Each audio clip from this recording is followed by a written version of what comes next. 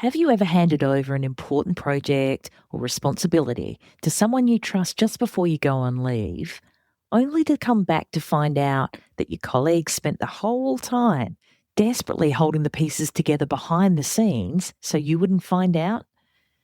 In the wedding industry, there is an unspoken code. What happens on a wedding day stays on a wedding day. So we fix the problems, cover the gaps, smile, and for the most part, we try to make it look effortless. Because the couple getting married aren't just our clients or the ones who booked us for the job, they are also the guests of honour. And so protecting their experience and memories is the whole fucking point. But that code of silence has a very real cost. Because when couples hand important vendor roles to friends or family members who aren't experienced, or book someone so new that they're practically working for free, it creates a ripple effect that runs right through the whole day. And most couples never know it happened. Now, I want to be upfront about something. A conversation like this one can sound self-serving, like vendors recommending their mates for jobs, or that I'm trying to talk you out of saving money. I get that. But also, after nearly 4 years of the Unbridely podcast, I hope you know that I wouldn't be bringing this to you if I didn't believe the topic matters. So here's my promise to you. This is going to be the first episode of a 3-part series. Today and next week in parts 1 and 2, Teresa and Tony from Wilson & Lewis Photography are going to share their perspective and experiences of love hires. And in the episode after that, in part 3, I'm giving you something practical. What to do instead of a love hire. Plus, if you've listened to all of the advice and you're still going ahead with one, the planning tweaks you can use to genuinely reduce the risk. No judgment, just information. Teresa and Tony are 2 of the most trusted names in the South Australian wedding industry. And for more than 10 years, they've worked in photo and video on wedding days, from first light to last song. They're here to say the things that most vendors won't say out loud. Not to complain, but because they believe you deserve to know what's actually at stake. In part 1, you're going to hear what a love hire actually is and why couples are turning to them more than ever, what it really costs the couple, and what happens to that friend or family member who says yes without truly understanding the size of the job they've just taken on. This is the kind of discussion the wedding industry doesn't usually have in public, and that's exactly why we're having it. Let's get stuck into it. Unbridely is a community of pro-wedding vendors who believe in freedom and integrity in weddings, giving you options, solutions, tips and tricks to create the experience and memories that you and your fiancé really want and deserve. Because we believe that weddings are a team sport. With how-tos, stories and interviews with recently married couples, we find out what went right and what they'd change if they could go back and do it all over again. I'm Camille and welcome to the Unbridely podcast. Hi Tony, hi Teresa, welcome. Thanks. Hi, Cam. Thanks for coming over. Yes, well, we've got to tell everyone you're sitting in your beautiful lounge space and I've been relegated to a corner of the kitchen, which I think is a bit rude. Hey. We're having problems with echo and so, here we are. Yeah, but thanks for coming down to our part of town. A little corner in South Australia. Yeah. Down to rural South Australia. It is a bit, isn't it? I mean, technically we are. Feeling the country vibes? Yeah, we're definitely feeling country vibes. I mean, technically we are in like a rural part of South Australia, but it's still only 45 minutes to town, so it's not that. Yeah, but mate, you got good internet, so. Got good internet, got a vineyard out the back. What more do you need? Yeah, we kind of got the best of both worlds here. Oh. The town with all of its fun shops and restaurants and everything, and then you got the vineyard just out the back. Yeah, in our little town of Wollonga. Beautiful, gorgeous area. But your puppies, where have the dogs gone? Okay. Starbuck, Ripley, come here. They're just kind of like come here by our feet at the moment. I've got one mascot. One mascot there who might snort. Like a very fluffy mobile carpet. Yes, and we've got another sleeping one, and I think she's just going to sleep the rest of the time now. I think she's a bit They're so tired. gorgeous. We'll have to show you, the visuals on Instagram because people have to appreciate how gorgeous your puppies are. Okay, I feel like maybe halfway through we'll need to get one up on the couch with her sitting in the middle so she can also put her 2 cents in as well. Mate, when you start getting excited, I know they're going to react, and we've got a lot to talk about today. Okay. But firstly, if you want to introduce who you are, what you do, where you've come from. Sure. So we are Teresa and Tony, but our business is our last names, Wilson and Lewis Photography. So but we do photos and we do videos purely for weddings and engagements. It started a very long time ago, like not to show too much of our age, but yeah, we've been Show how old we are. But we've been in Adelaide now for 10 years. We moved from overseas. We moved from London. Teresa's originally from Sydney. I can really show how old we are if you want. But I do feel like we run the risk of just starting to become those real old folks because we shot our first wedding in 2012. So that feels like a long time ago. But we've been doing this full time for 10 years. So we shot in 2012, but then we weren't full time until 2016. Yeah, we sort of come to Adelaide 2017 with a game plan of book as many weddings as you can, as quickly as you can, or you've got to get day jobs. And it's amazing how much fear is a motivator. Wanting to eat is a really good motivator. It really is, Totally. Adelaide's been very welcome to us, and we've been pretty successful here. We're 10 years deep in Adelaide now and 10 years strong and still loving every minute of it. Yep, every weekend you can just find us on someone else's dance floor dancing with the grandma. And it's bizarre and beautiful and wonderful. And it's a strange job to have when you really consider what we do is we attend people's weddings with their family who we've never met before. And then we kind of lurk around taking photos of videos of them kissing in a non-creepy way. And when you think about that we're able to make a living out of this, it's pretty cool. It's bloody brilliant, guys. And you're one of a group of very trusted vendors here locally in Adelaide, South Australia, because of not just the photos and the videos that you take, but your relationships with other vendors. And I know that's very important to you too. And we were talking earlier today just about, you've got these standard lunch dates with some vendors and you're at a party a couple of nights ago with other vendors. And this is one of the massive reasons why we wanted to talk about this topic today, about love hires. Because I know, you feel strongly, right? Yes. I think as well, we really come from a point of view where we believe that if you put the right people in the right places and you put the right suppliers into any wedding or any event, those people become a team. And we've always said to each other, we said to other people as well, that, you have all these suppliers from all these different categories. And, the couple booking each one of us books us once, and then for a lot of those suppliers, they never see them again. But the suppliers themselves, what a lot of couples don't really take into consideration is that actually we're seeing those same suppliers year in, year out. So we become each other's colleagues. We become the team. So we are really the colleagues of everybody else, even though we're not in the same category as them, but we are constantly working with each other. And I think it's so important. And I think also to be able to be successful within the wedding industry, I think fostering those relationships is really key and really important. So we've always tried to do that. I think probably coming from 2 big cities where everybody exists as islands. Each business, they very rarely interact with each other except for on a wedding day. Yeah. But then they never speak to each other. And London life is often like that as well, where people don't speak to each other, too afraid, too busy, too whatever. When we got here, it sounds like such a cliche, but community over competition was our mantra. Yeah.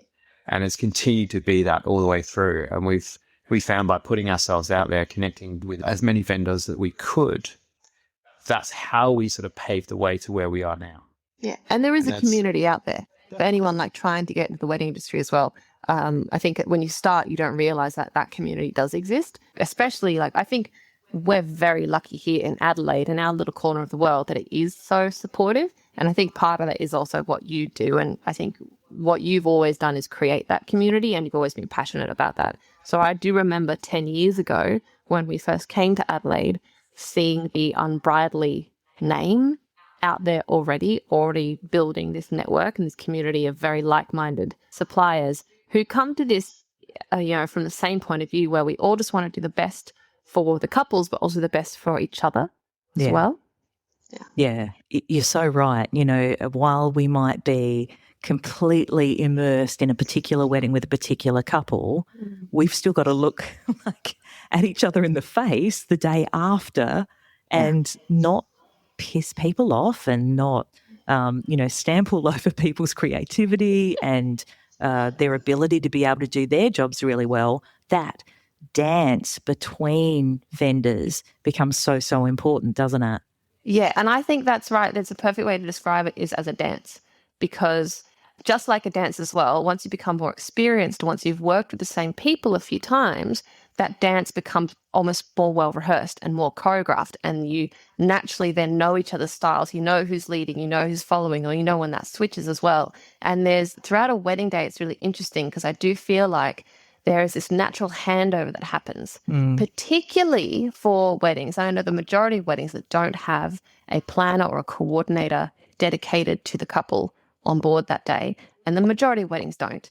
So the way that the flow goes on weddings is the kind of control of the wedding day gets passed from one supplier to the next, and we kind of have these moments where you hand over to the next person, and then it's smooth. It is kind of like a relay race. Yeah. And if you've watched that in the Olympics, they pass the baton. Yeah.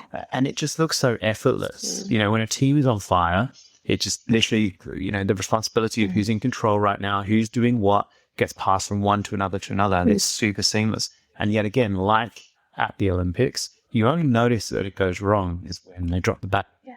Yeah. And it's that same thing at a wedding too.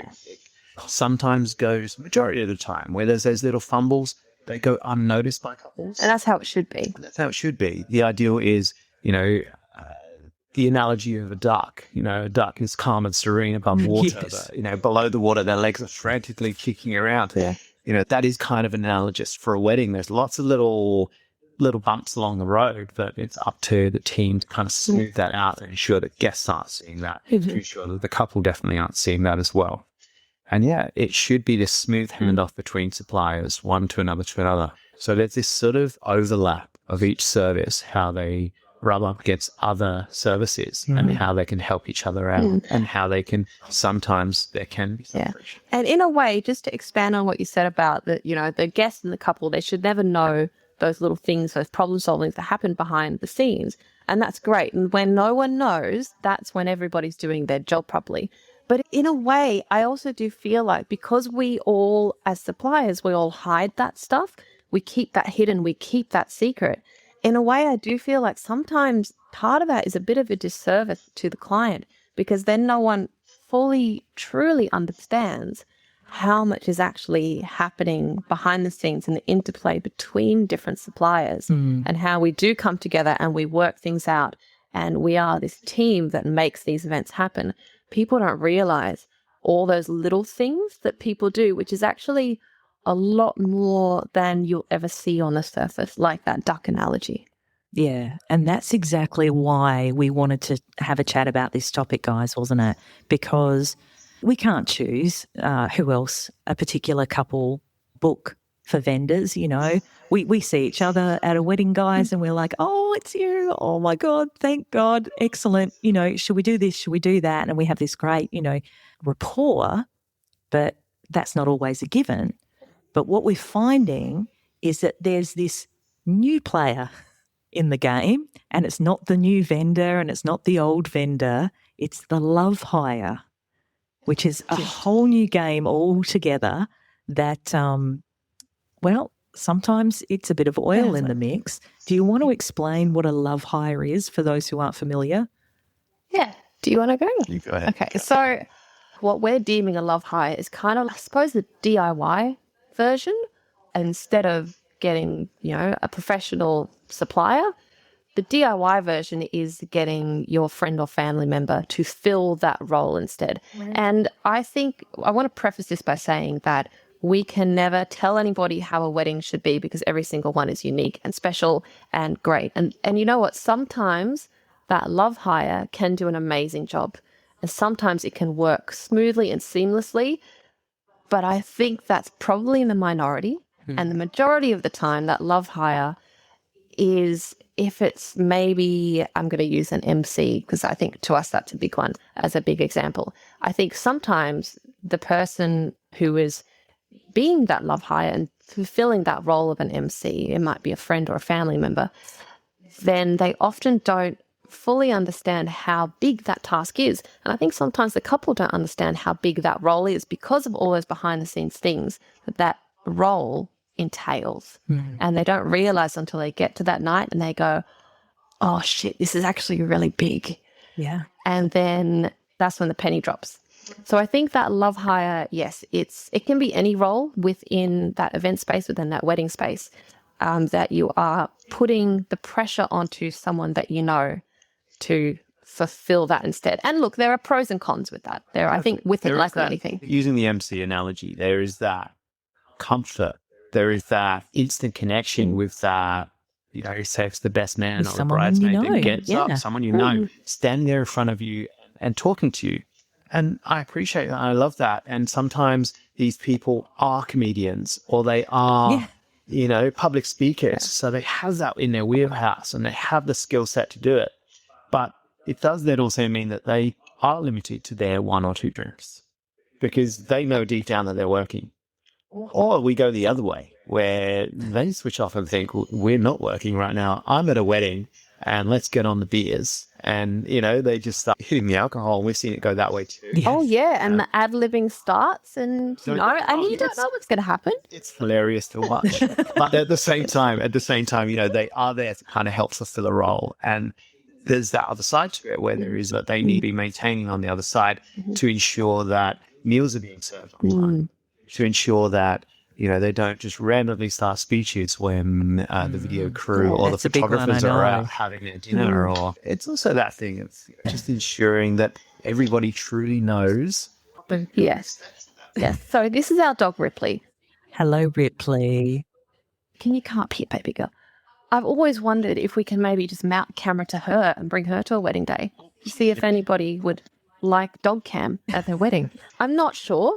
You would definitely love it. You'd be a love hire, but you might have a lot of hair on a bride's dress. She's beautiful.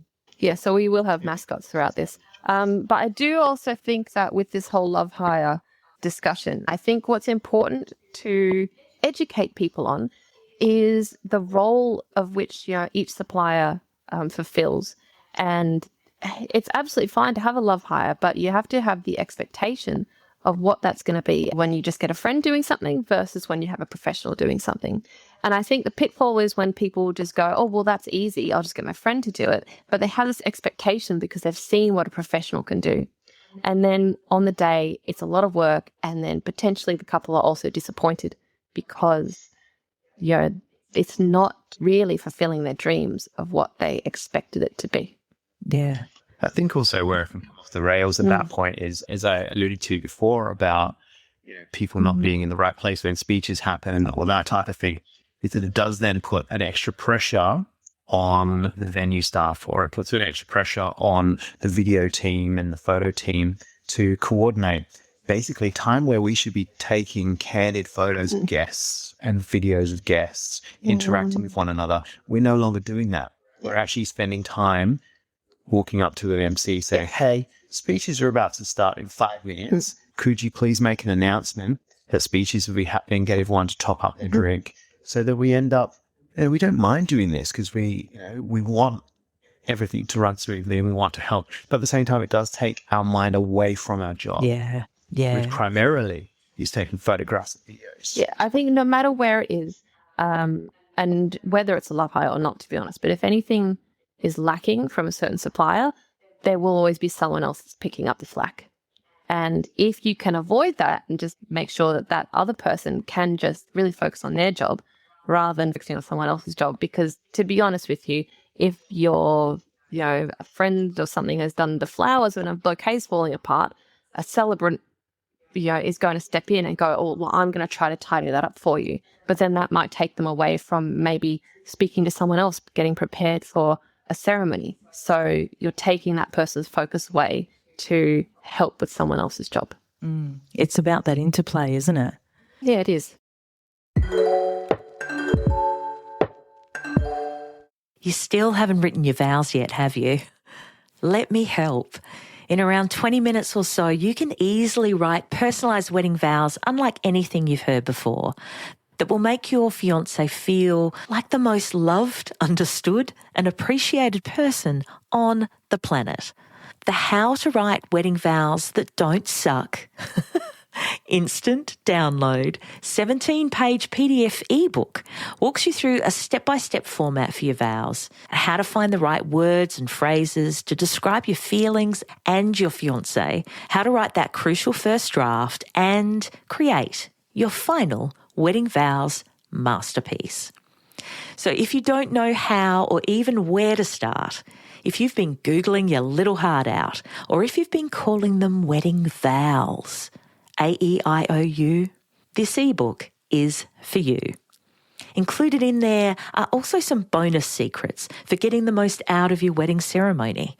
So make sure you download your copy right now and get Write Your Wedding Vows crossed off your to-do list today. The link is in the show notes. If we can go back though, so we know what a love hire is. It's someone that you already know who has been asked to fulfill a role in a wedding for love. They're not being paid and probably not qualified fully. So then, like, knowing all the things that we started to touch on there, why do you think couples are doing it? Why are they using love hires so much more than what we have ever seen before? I think budget is a big thing, to be honest. I think it is. And the pro of it is it's money saving. If you can get someone to do it for you, you don't have to pay that professional. So it is a really good way to keep the cost down. And I totally appreciate that that's hard. You know, cost of living is high, you know, petrol prices are high. While we're on that note, it affects everybody. Across the board. That is why vendors do charge what they charge fundamentally. Like, you know, that is a huge part of it. And we're all in the same bubble together. Yes. So if you're feeling the pinch, we also feel the pinch. So costs in order to facilitate our service, they must go up to keep the lights on. Yeah. Fundamentally. Yeah, totally.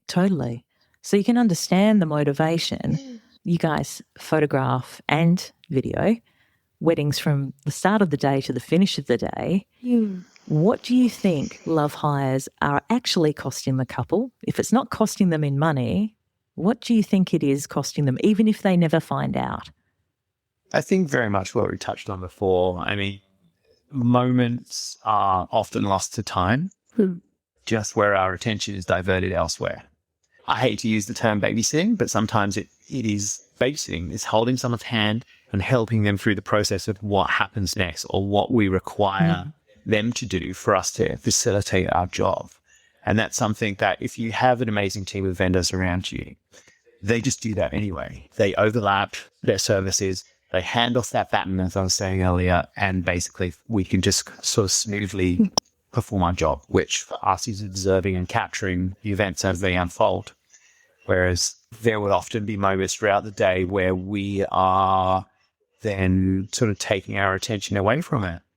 Even in strange occurrences, the amount of times that I've found Teresa in a corridor fixing a dress where it's been, you know, fixed. I've had my head up many a bride's dress. I've seen it very often. I've gone around and then suddenly Teresa's got her hand up a dress somewhere where she's literally helping to fix somebody's dress. Very trusting partner, Tony. They got a very nice dress, but then at the end realised they needed alterations done. They just did alterations through, or mum used to make my clothes or something along those lines before. And then it's sort of, you know, time is being taken away from the bride at that point. The bride is standing there having to have her dress fixed rather than enjoying her wedding. And I'm not saying that goes on to become the lasting memory of the day. Far from it. But at the same time, that could have been time spent having an interaction with a family member or a friend that they haven't seen. That's true. And I know that at that time, it's interesting because I'm going to use that dress example that, you know, having me sewing a part of a dress back on, that's come apart. And it's usually like the clasp that at the top of the zipper, there's a little clasp. Usually it's that bit. But if, someone hasn't done that properly, that's what I'm sewing back on. And I know a lot of people will listen and think, well, my mum's there, they'll do it. But here's the thing. At that time, in a reception, at a wedding, we're probably the only sober ones. So who do you want with a sharp needle behind you? Do you want someone that's been drinking, or do you want the sober professional that's seen a lot of wedding dresses before? I'm going to choose the sober person choose B. to not stab me with a needle. So that's why then, that's that person that picks up the slack. Because I know mum's there and mum could probably, auntie or whoever, can probably, give it a go. But are you going to trust them after they're a few glasses deep? And that's something that I wanted to ask you as well, because I'm guessing one of the most common love hires is MC, and they do their best. And sometimes it's great to have that person that knows you, knows the people in the room. And you've discussed and talked about the sort of things that they miss because they just don't know. They don't do this every weekend. Oh, is this Ripley? This is Ripley again. Hey, Ripley. Darling. She wants to be famous. Yeah, I get it. She does. Just the butt. Yeah. Yeah. I worry that she's getting picked up on our microphones, or you can hear us this choo-choo train. There is a bit of panting, but I think we'll be okay. But yeah, this MC who, can do their job, in inverted commas, well enough to the outside, but it's the suppliers who might be scrambling to pull things together behind the scenes. That's one thing. But can you talk to me about that person? Let's say it's an uncle. Let's say uncle's up there, he's being the MC. Talk to me a bit about his experience in the lead up to the wedding and on the night. Yeah, absolutely. So it's going to be different every wedding, but I think, generally, I'm going to call him Uncle John. Uncle John, our MC. So Uncle John, I think before the day, he's probably been given the job by the couple. Great. He says, absolutely, what an honor. And not realizing how much there is to do. The venue will then say, all right, here's our housekeeping rules. That will usually include where the toilets are, where the bar is, where the smoking area is, emergency exits, what to do in case of a fire, especially when we're working like around here in wine regions and regional areas, there'll be, evacuation point. So there's a couple of those health and safety things that the venue will say, you need to say this. But then on top of that, the DJ will say, all right, well, you also have to go up there before every speech, 5 or 10 minutes before the speeches happen and say, speeches are about to happen. Go grab a drink, last chance to go to the toilet, come back and we'll be back with you in a moment. Then before the speech, you have to introduce that person. After that person's finished speaking, it's amazing how, unless you tell a crowd what to do, they don't do it. So you have to get back on that microphone and say, keep that applause going for such and such. Wasn't that a lovely mother of the bride speech? And without that, it doesn't feel like there's a celebration with that atmosphere. There is so many touch points that an MC has to do. So already they're then being given this enormous script that they have to follow. And normally that script might be given to them ahead of time by a DJ. We actually do give our couples a script for MCs as well when they're choosing a friend to do that. I know a lot of other photographers and videographers don't. We just find it helpful to give all that information up front, or they're finding that out on the day and feeling overwhelmed. They've got to do a lot of learning, revising over this, maybe a bit of rehearsing if they are feeling nervous about it. But then on the day itself, there comes a whole lot of other things because an MC almost becomes like a behind the scenes on the day coordinator. And a lot of people don't realize that that is also the role of an MC, is to coordinate the reception. So that person does become in charge of talking to the venue to see when the kitchen's ready, when plates of food are coming and going, when the staff are about to begin or finish service. And it sounds like, some people will be questioning, well, why? Why do they need to do that? And it is something that people have to think about, that fundamentally that kitchens are trying to produce food for 100, 150, some weddings are smaller, 30, 40 people, but still trying to get a food on table for 7 or 8 people when people come over for dinner is hard enough. They're trying to do it for that many people and get it out while the food's still hot and still tasty and you still got a pink steak rather than a well-done steak. That's some tough going. So then if suddenly speeches are overrunning by 15, 20 minutes, all your food's sat underneath a heat lamp. So then all of this food that you've planned for ages to have for your guests all comes out not ruined, but not in its prime. Yeah. So there's that sort of knock-on effect in that way. And there's a sense of responsibility that most MCs then realize that they're part of. Yeah. And I think that's a huge asking. And I think on that note, for that example, I think when you get someone who's maybe experienced professional MC, they might make the call to go, all right, these speeches are overrunning. There's the plates of food in the kitchen ready to go. We're going to pause speeches and we're going to start this again afterwards because I know that needs to happen now. So they're helping out the kitchen by going, no, we're going to pause this.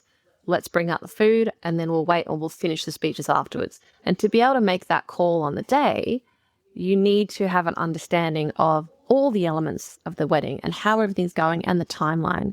And if you don't know that, if you don't look to see, okay, the kitchen are really stressed out right now because they need to start bringing food out, those speeches are just going to carry on happening. And then you've really pissed off the chef. Yeah, that's such a great point because we do have, scripts and we have timelines and we have plans and we have plans on plans on plans. And, maybe you can share, guys, how often those plans actually run to plan. Never. In terms of timing? Yeah, no. Never, especially when it gets to reception. And a reception is fluid. We can plan till the cows come home. For once you get to a wedding reception, it just becomes the ideal is to have a smooth reception. It doesn't have to run like clockwork on time as what the plan is. But if it can be smooth, that's what we want. And the MC kind of becomes in charge of that. I mean, a small peek behind the curtain, one of the ways that we got a really good reputation with venues was our timekeeping. So more often than not, if on the timeline it said that the couple were entering at 6 p.m. sharp, we would have them back from their portraits and they were walking through the door at 6 p.m. sharp. It was just something that we always aimed to do and always managed to do it. But unfortunately, that then does mean everything earlier needs to run on time. Otherwise, what gets stolen from the couple is their portrait time. Somewhere. It's got to come from somewhere. Because if they provide us a list of family photos, say ceremony overruns by 20 minutes, we've got to make up 20 minutes somewhere. And usually there's a little bit of congratulation time. So we don't want to completely take that away from our couples. We want them to celebrate with their guests. Then there may be a list of 15, 20 family photos that we can't deviate from. And, Auntie may want her one and somebody else might want to add another photo on there without sort of pre-booking. Don't you love them? Could I just get a photo with cousin Jimmy? He's come all the way from Townsville. Of course. And you know what? Of course you can. Absolutely. The answer is always going to be yes. Yes, of course you can do that. But it comes at a cost of time. Yeah. And we always tell our couples that anything's possible as long as we've got the time to do it. Anything is possible. But I think the timekeeping is a big thing. And I think as well, where stuff kind of falls apart and the only time when a couple will notice something is if they are feeling rushed or stressed because the timing hasn't worked somewhere. And that's when the only time a couple will start noticing something. And that might be a bit of a downfall of a love hire situation. You're spot on, Teresa. Just that it doesn't sound too bad from like talking about it and describing it, but it's almost intangible, especially to the couple in the lead up until they're there on the day and they just feel like they're being pulled from pillar to post really quickly and they don't have the chance to actually enjoy their own wedding because of this knock-on effect that we're talking about, this domino effect of, this extra minute and a half pushing into this extra minute and a half. And then someone's gone to the toilet when they should have been at the speeches, but the love hire MC didn't check. And it compounds into a bit of a pressure cooker environment. On any day of the week, we all do this, no matter where you work, if you're in an office, everyone's, under pressure. But this is your wedding day. Do you want to feel that under pressure on your wedding day, or do you want the space and time to actually enjoy it? We spoke about this earlier today, actually, before you arrived, and I want to mention this again, that we were having a chat and we said to each other, you know what? A couple can never be the host of their own wedding. They are always a guest. They are the guest of honor, but they can never be a host. And you need to rely on the other people that you put in place to be that host at different times of the day. Because otherwise you are being pulled from pillar to post, and everybody wants something of you. Everybody's asking you a question. Everybody's asking you to organize something. And the couple shouldn't be in that position, because if you are trying to be that, if you are trying to organize and coordinate and host this day, you're not enjoying it because you don't have space and time and just the mental headspace to be a guest. Really good point. Mm. The other thing that I wanted to, touch on was, so Uncle John, he's done this great job. Bravo, Uncle John, seriously. But we're talking about Uncle John as an MC. What about the fact that he's the bride's uncle, the groom's uncle, the couple's uncle? I mean, is that what he really thought he was getting into? Sure, he might be gregarious, he might be hilarious with a couple of beers under his belt, but did he really expect to be working a 10 to 12-hour day with no downtime, Probably not at all. He probably expected to be able to have a few beers, catch up with his family, have a nice meal, pull out some of those dance moves later on. Yeah. I honestly, when people do have friends and family being the MCs, I get very concerned that that person doesn't have time to really enjoy it. Yeah. Yeah, and I can kind of see it sometimes. Sometimes, look, I will say that sometimes a love hire can work when it's someone who already has the experience and loves it and is actually a bit of a passion of theirs and loves being on the microphone. Great. But when someone doesn't, who maybe has never even handled a microphone before to get up and speak in front of that many people and coordinate a wedding in that way, I look at them and I just go, they're so stressed. They're so stressed out and they can't just relax and enjoy. But at the same time, we can create the rod for our own back in some ways, because we're service providers. We're in a service role. We're there to facilitate people having a good time. So we're there to encourage people, tell people you're doing such an amazing job. So Uncle Jono could be having a stinker of a night. Yes. Here we are. We're rubbing his back and being like, You've got this. Yeah, we believe in you. We But that's can't what tell the that's what they truth, do. can we? Like, honestly, can you imagine if you actually, if Uncle John is dropping the ball all over the place, the last thing you're going to do is, say, for fuck's sake, man, get your act together. Like, we're never going to say that to him. So he might think he's an absolute superstar. That's the other danger. Uncle John could completely cock it up. And then, Cousin Jenny goes, oh, Uncle John, could you do it for me as well? And next thing you know, he thinks he's actually okay. Absolutely. And we've facilitated that. Like, we can't win. We can't win. No, that's so true, because we are there to pump people up and we are there to be party starters and to encourage everyone. And our job is not only, and for everybody at a wedding, the job isn't only just the job that you're hired to do and all that other behind the scenes stuff. It's also to be the energy and to be the support and to be the cheerleaders and to say, yeah, you got this. What a great day. This is amazing. You've done a wonderful job. And that's how we ensure that everybody does have a great time. And the last thing you ever want to do is put anyone down or make them doubt themselves in any way, shape or form. Because then even if Uncle John isn't doing a great job, or we say, come on, mate, that could have been a bit better, he's going to go, he might have a cry in the corner at the end of the night. I don't want that. Exactly. That's not the name of the game.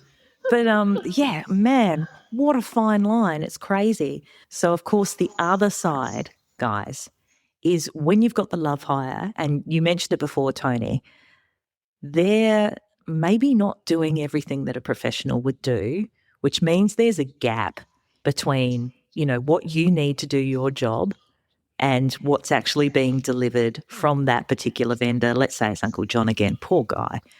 We're really picking on Uncle John. Yeah, today, I feel bad. Uncle John, look, we love you. We love you. But yeah, what does it mean for you guys if you're having to, I don't know, check in on him, make sure that he's okay, make sure he's prepared for the next bit? That's got to be taking away from what you do too. Totally. Yeah. I mean, it can be quantified. We've seen it just in sheer amount of photo numbers. We know roughly how many photos we take per hour and how long our videos are. And if we are then babysitting and kind of hand holding and, really starting to help people through, I'll get onto a bit of a disaster case in a moment. Teresa's smiling because she knows what I'm talking about. Oh, Ooh, come on. yeah. Well, no, don't make us wait, Tony. Tell us. That about wraps it up for this episode of the Unbridely podcast. For the links and resources we mentioned, please head to the show notes. And if you love the show, please review and subscribe on the podcast platform you're on now so you don't miss out on a single episode. Thanks so much for listening. And remember, weddings are a team sport. Catch you soon.